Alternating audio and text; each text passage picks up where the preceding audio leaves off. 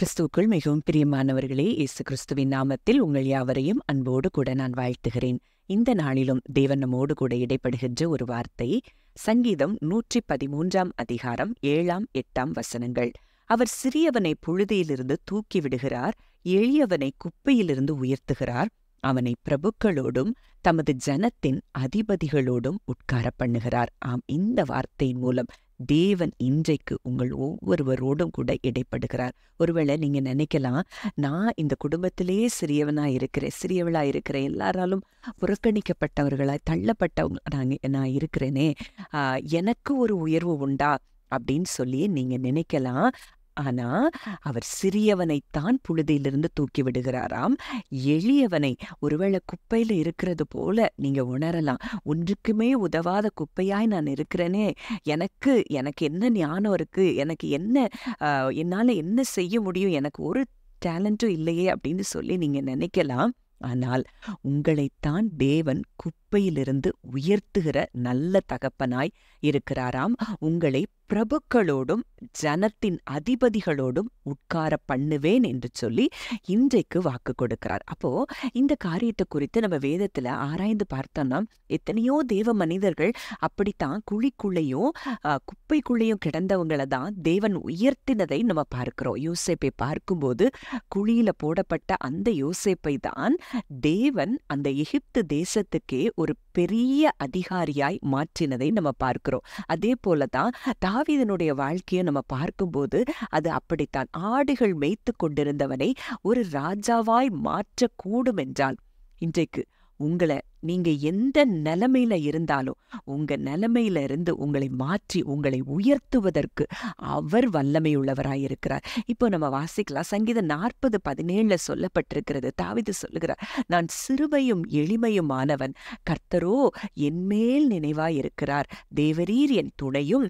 என்னை விடுவிக்கிறவருமாயிருக்கிறீர், என் தேவனே தாமதியாதையும். இதுல இந்த முதல் பாகத்தை நம்ம பார்த்தோம்னா, அங்க சொல்லப்பட்டிருக்கிற வார்த்தை என்னன்னா, நான் சிறுமையும் எளிமையுமானவன், கர்த்தரோ என் மேல் நினைவாயிருக்கிறார். அப்போ அங்க தாவீதுக்கு ஒரு உறுதியான நம்பிக்கை இருந்தது.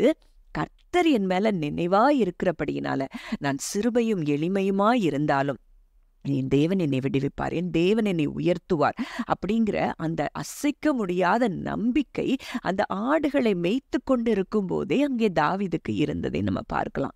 அப்போ சிறுமையும் எளிமையுமான ஒரு தாவீதை, ஒருவேளை அவனுடைய உண்மையான ஸ்டோரியை நம்ம பார்த்தோம்னா, எல்லாராலும் புறக்கணிக்கப்பட்டவன் தான் தாவீதினுடைய வாழ்க்கை. அதுதான் உண்மையா. அதனாலதான் சங்கீதம் 27 கூட அவர் சொல்லுகிறார், என் தகப்பனும் என் தாயும் என்னை கைவிட்டாலும் என் கர்த்தர் என்னை சேர்த்துக் கொள்வார். அப்போ அங்கே எல்லாராலும் புறக்கணிக்கப்பட்ட ஒரு வாலிபனாதான் அந்த நாட்கள்ல தாவீது இருந்ததை பார்க்க முடிகிறது.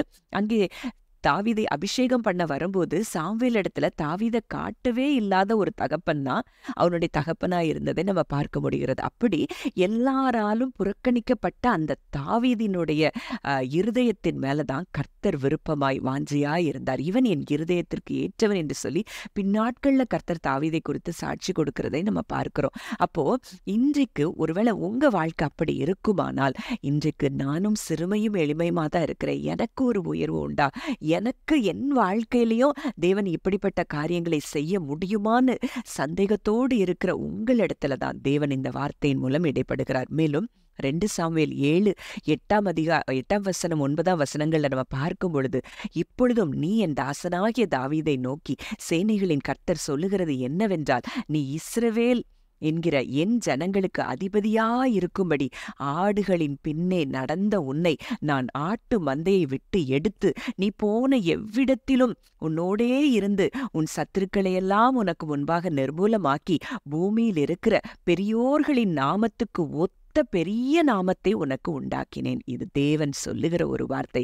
இன்றைக்கு தாவீது மேல கர்த்தர் நினைவாயிருந்து இப்படிப்பட்ட காரியங்களை அவர் செய்திருப்பாரானால், ஆடுகளுக்கு பின்னே நடந்த அவனை ஆட்டு மந்தையை விட்டு எடுத்து எல்லா சத்துருக்களை நிர்மூலமாக்கி பூமியில் இருக்கிற பெரியோர்களின் நாமத்துக்கு ஒத்த நாமத்தை தாவீதுக்கு தந்திருப்பார் என்றால், இன்றைக்கு அவருடைய பிள்ளைகளாயிருக்கிற நமக்கு எப்படி செய்யாமல் இருப்பார்? நிச்சயம் உங்களுடைய வாழ்க்கையை கர்த்தர் மாற்றி உங்களை புழுதியிலிருந்து தூக்கி எளிய குப்பையிலிருந்து உயர்த்தி உங்களை பிரபுக்களோடும் ஜனத்தின் அதிபதிகளோடும் ராஜாக்களோடும் தேவன் அமர பண்ணுவேன் என்று சொல்லி இன்றைக்கு வாக்கு கொடுக்கிறார். ஜெபிக்கலாம்.